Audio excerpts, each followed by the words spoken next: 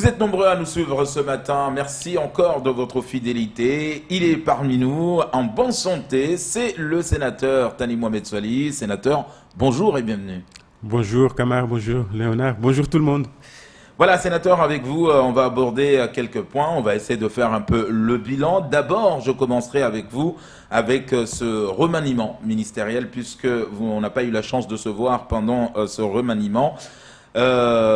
Aujourd'hui, nous avons un autre ministre des Outre-mer. C'est vrai que tout le monde n'a pas été d'accord au départ, puisqu'on disait que peut-être que Annick Girardin était celle qui était rodée pour continuer à maintenir les grands projets de Mayotte, comme on les appelle. Aujourd'hui, on a un Sébastien Lecornu, quelqu'un qui est jugé connaître déjà les Outre-mer. Vous, quel est votre sentiment par rapport déjà à cette nomination ? Pour moi, ça ne doit pas changer grand-chose par rapport au développement de notre territoire, puisque c'est la continuité, c'est la même équipe. Sébastien Lecornu a l'avantage d'avoir été ministre des Territoires de façon large. Là, il est spécialisé, si je puis dire, dans le ministère des Territoires d'Outre-mer. C'est plutôt une bonne chose. Et au territoire de faire en sorte que cette continuité ait lieu. En ce qui nous concerne ici à Mayotte, faire en sorte que ces moyens qui nous sont mis à disposition continuent à être déployés au bénéfice des Mahoraises et des Mahorais. Alors, on le sait qu'il y a eu beaucoup de projets qui sont déjà ficelés pour Mayotte. On a ce 1,6 milliard aujourd'hui qu'on nous a doté, mais avec l'arrivée de la crise sanitaire. Est-ce qu'aujourd'hui, finalement, tous ces grands projets d'ailleurs qui devraient démarrer, on disait il y avait ce comité de pilotage avec notamment le préfet de Mayotte pour pouvoir déjà commencer notamment la piste longue, bien évidemment. Est-ce que c'est toujours en cours? Est-ce que là, on va voir des chantiers redémarrer? Est-ce qu'on y aura un report? Est-ce qu'on sera à nouveau doté d'un autre milliard ou pas? Comment ça va se passer? C'est une question que j'avais particulièrement posée à Annick Girardin lorsqu'elle avait été auditionnée par la délégation à l'Outre-mer du Sénat pendant la crise de la Covid.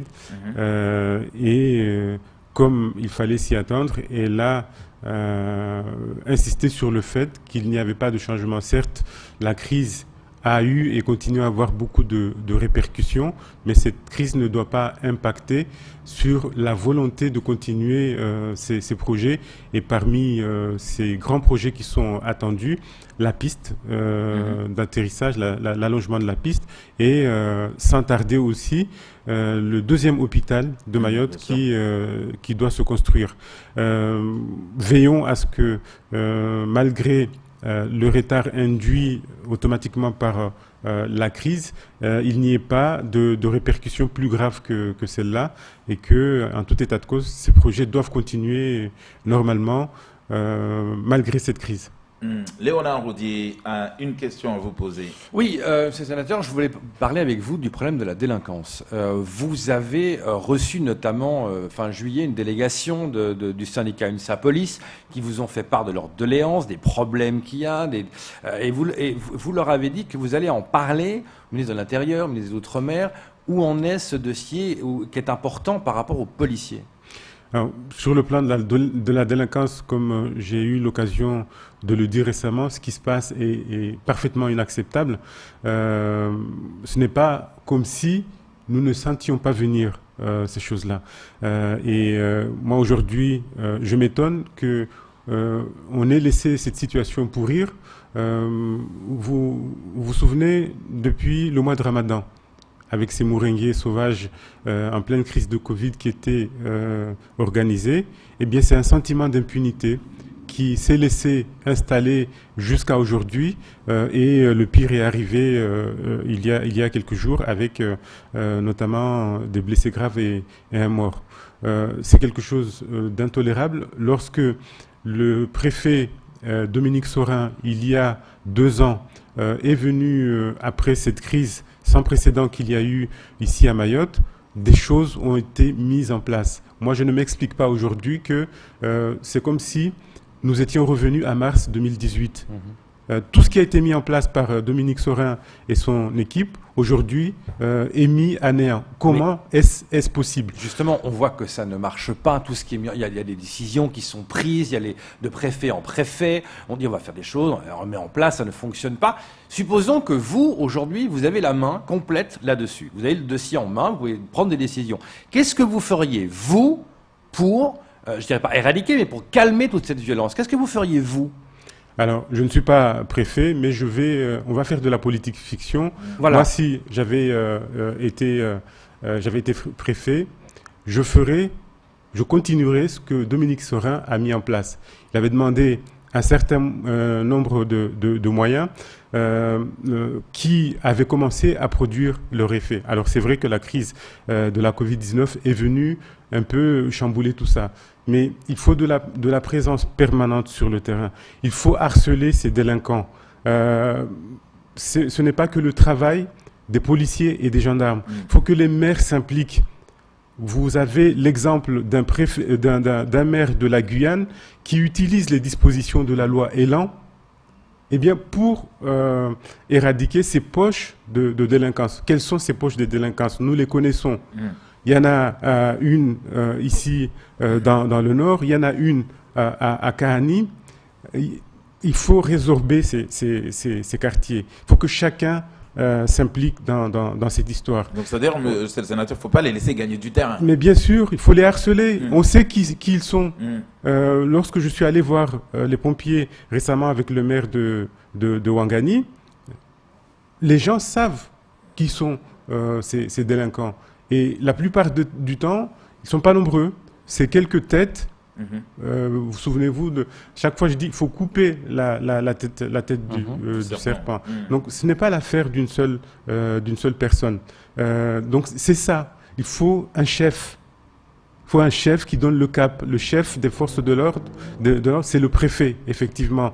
Donc il ne faut pas laisser l'état de non-droit s'installer dans cette île. On a connu ça en 2018, ça suffit. Donc ça veut dire qu'il faudrait, si j'entends bien, au niveau d'harceler ces gens-là, il faudrait qu'il y ait plus de présence policière. Ce n'est pas que cette solution-là. Bien évidemment, il faudrait plus de présence policière et gendarmesque dans les villes et dans nos campagnes.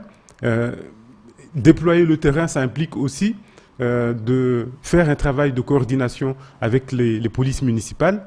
Mais chaque citoyen doit se sentir concerné. On ne peut pas, il faut arrêter avec l'hypocrisie qui consiste pour des gens à dire qu'il y a trop de délinquance, il y a trop d'immigration qui cause la délinquance, et c'est les mêmes qui hébergent ces gens-là chez eux. Il faut arrêter avec ces hypocrisies. Si tout le monde ne s'y met pas, eh bien, il n'y aura pas de solution. Donc pour vous, aujourd'hui, monsieur le sénateur, quand on voit tous ces foyers de délinquants où sont implantés, qui sont identifiés, c'est-à-dire qu'aujourd'hui, il faut pousser un peu encore la sévérité un peu plus loin, aller détruire, par exemple, ces bangas sauvages où se réunissent ces foyers, détruire carrément et raser ces terrains, par exemple? Mais bien sûr, il ne faut pas le faire n'importe comment. Il faut le faire avec les règles.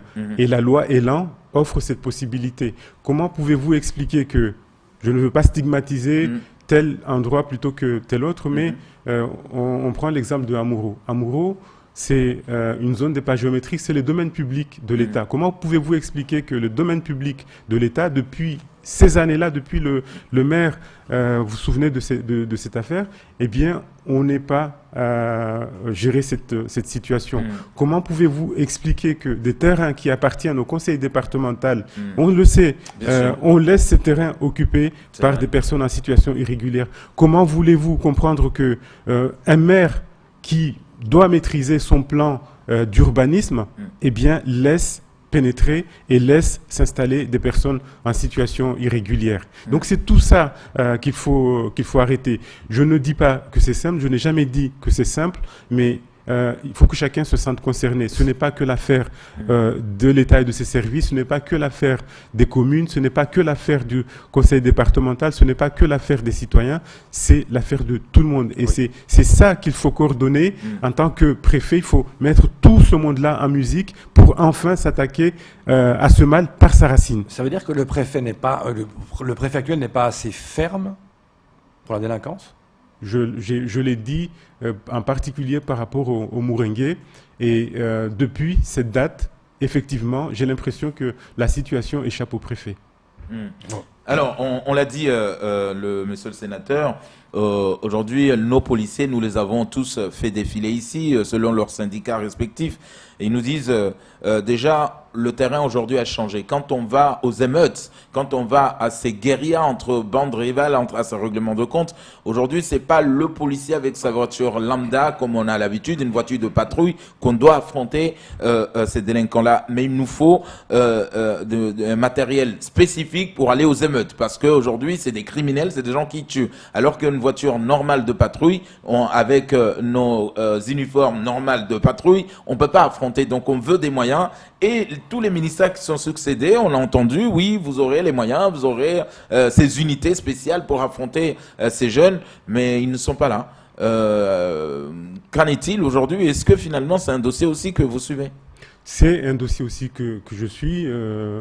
Léonard, je n'ai pas complètement répondu à votre question du début. Bien évidemment, ces doléances-là, je les fais remonter. Pas plus tard. Par rapport à la police, mais vous avez reçu bien 30 sûr, billets, de façon permanente. Vous savez, depuis que la police voulait cette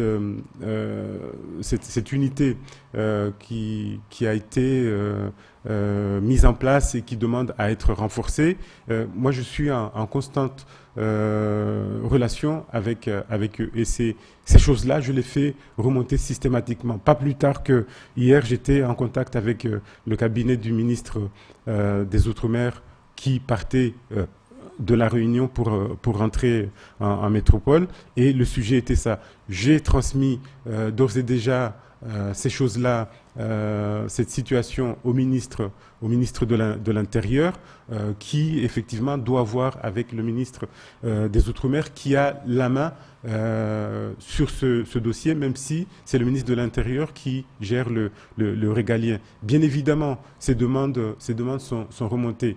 Mais là aussi, moi j'entends tout et n'importe quoi. Il ne faut pas se tromper de responsabilité. Moi, je ne suis pas ministre, c'est pas à moi de signer un chèque pour donner à tel ou à tel.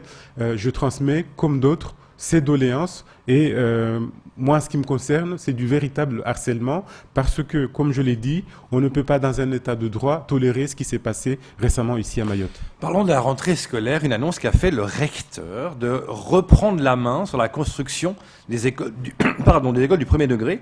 Est-ce que vous serez pour ou contre ça? Parce que, en gros, 600 classes de classe, c'était la promesse non tenue d'Hollande et de Macron non plus. Est-ce que ce serait la faute des élus en place que ces écoles ne se fassent pas? Alors, la situation, là, est très particulière. À Mayotte, et c'est pour ça que j'avais tenu à ce qu'il y ait un éclaircissement du fonctionnement de nos institutions ici au territoire. La chance que nous avons dans tous ces malheurs, c'est que nous avons des gens de qualité et le recteur en fait partie. C'est quelqu'un qui est de très bonne volonté et qui travaille avec les élus.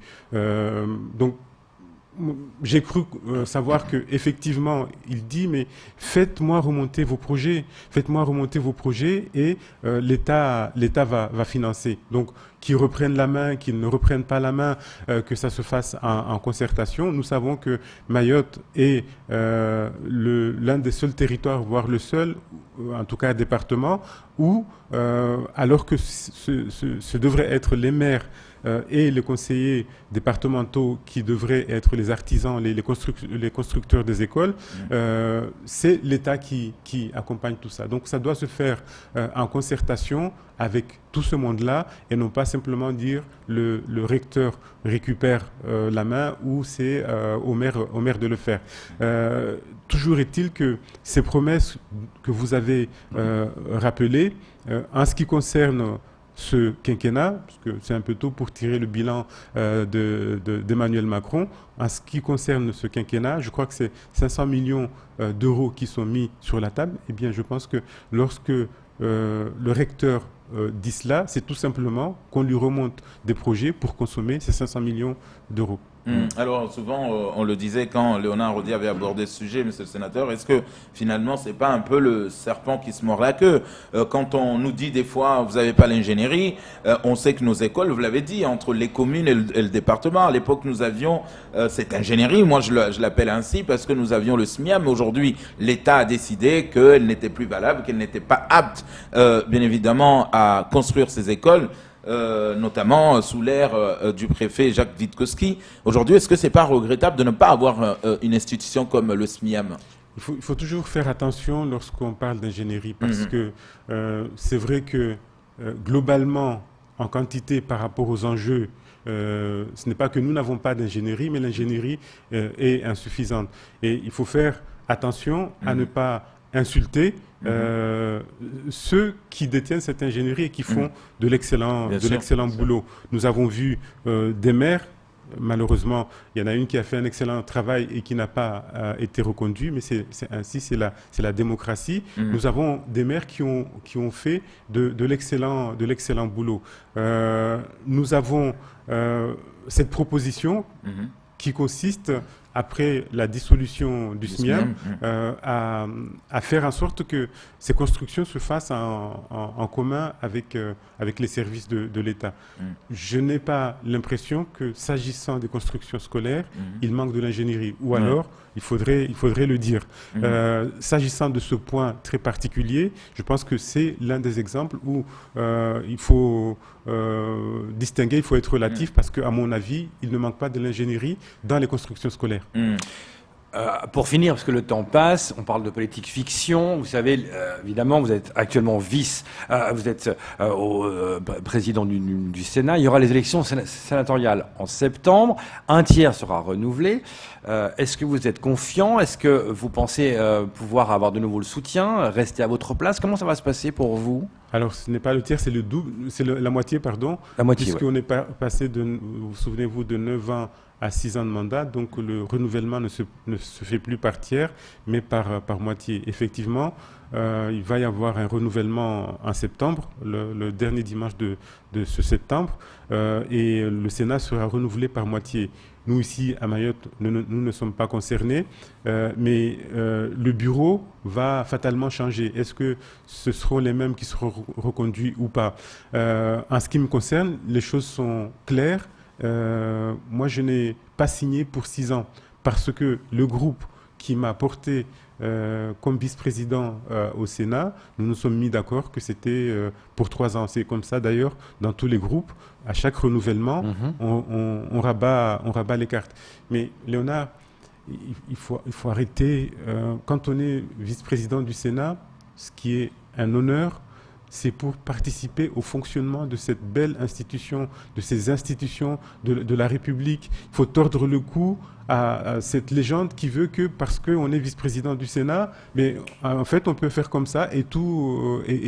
Non, Mayotte a l'honneur aujourd'hui d'avoir un de ses enfants qui fait fonctionner les institutions de la République. Dans le même temps, parallèlement, et moi j'invite toujours les gens à aller voir mes travaux, mais je fais mon travail de parlementaire de Mayotte, de parlementaire national. Donc, ce titre, parce que j'entends tout de suite les mêmes dire, ah ben, ça sert à quoi?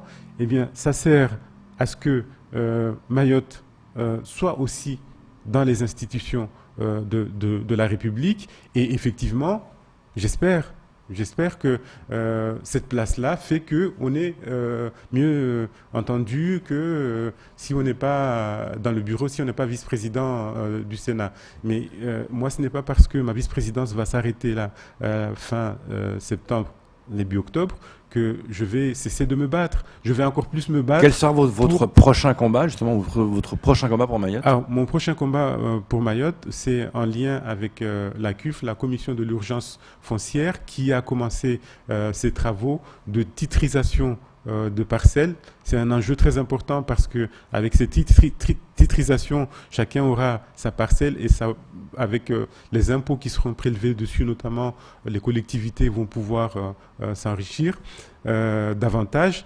Eh bien, avec les travaux qui ont commencé, il faut changer un certain nombre de textes et c'est ce à quoi je vais m'atteler pour Mayotte, faire en sorte que le foncier continue à être réglé de façon à permettre le développement de cette île. Ça me fait penser à quelque chose par rapport à l'ingénierie. Aujourd'hui, nous avons un outil que nous n'avions pas jusqu'ici. C'est l'EPFAM, l'établissement public foncier et d'aménagement. C'est un outil qui est là pour acquérir le foncier et l'aménager pour le compte des collectivités. Donc j'invite tous les nouveaux élus et les anciens à se rapprocher de cet outil pour aménager leur commune et pour enfin décoller et développer cette île convenablement. Monsieur le sénateur, répondez-moi rapidement parce que nous allons déborder. Elle est importante cette question parce que l'évolution, où en est aujourd'hui l'accord cadre? On sait que les frontières étaient fermées. Là, Annick Girardin, la dernière fois qu'elle est passée sur ce plateau, voulait qu'on recommence à reconduire en tout cas les ressortissants comoriens et ceux qui rentrent de façon irrégulière. Où en est cet accord cadre aujourd'hui? Pour moi, je vais être clair, l'accord cadre n'est pas respecté par les Comoriens. Donc, comme on s'y était engagé, moi je suis de ceux qui disent du côté français, on arrête d'exécuter cet accord. Il faut que la France soit plus ferme avec les Comores. Et c'est pas être ferme aujourd'hui et puis se reposer et puis voir le coup d'après. C'est être ferme de façon constante. Il faut bloquer les avoirs en France des autorités, des membres des autorités comoriennes. Il faut jouer sur les titres de séjour. On ne peut plus continuer comme ça. Il faut peut-être négocier avec Madagascar pour que les expulsions, les reconduites à la frontière de Mayotte se fassent vers Madagascar. C'est une proposition qui avait à un moment été évoquée après les événements de 2018. Il faut être ferme, il faut arrêter de presser de temps en temps et puis de lâcher la pression. Et aujourd'hui, on a lâché la pression et c'est pour ça que les Comores en profitent. Donc on commence par dénoncer cet accord cadre, en tout cas de cesser de l'exécuter parce qu'en face, nous n'avons pas la contrepartie. Et voilà, dernière question. Réponse de fermeté. Dernière question. Beaucoup de gens se sont étonnés que Sébastien Lecornu ne soit pas venu à Mayotte. Il soit resté à La Réunion, il n'est pas venu. Alors, pourquoi? Et 2, est-ce que c'est prévu prochainement qu'il vienne à Mayotte? Fatalement, c'est prévu et il a ses raisons, son agenda, mais moi je préfère un ministre qui vient avec quelque chose de concret plutôt que quelqu'un qui vient en visite et puis qui fait du réchauffé. Donc c'est très bien qu'il ne soit pas venu tout de suite parce que ça veut dire, en tout cas, il faut travailler ça veut dire que lorsqu'il va revenir, ça sera avec des moyens supplémentaires. Et vous savez à peu près une date, plus ou moins? Est-ce que c'est connu, plus ou moins? Il y avait eu une velléité de venir là pendant le mois d'août et le ministre de l'Intérieur également. On attend la rentrée et tout ça va être préparé peut-être d'ici la fin de l'année, mais en tout cas, sa venue doit s'inscrire dans cette perspective-là et non pas simplement une visite pour venir voir comment on se porte. Sénateur Tani Mohamed Sali, merci beaucoup d'avoir accepté notre invitation. On sait qu'on a encore beaucoup de questions à vous poser. Le temps, finalement, ne nous permet pas. Ça sera tout pour ce temps de parole.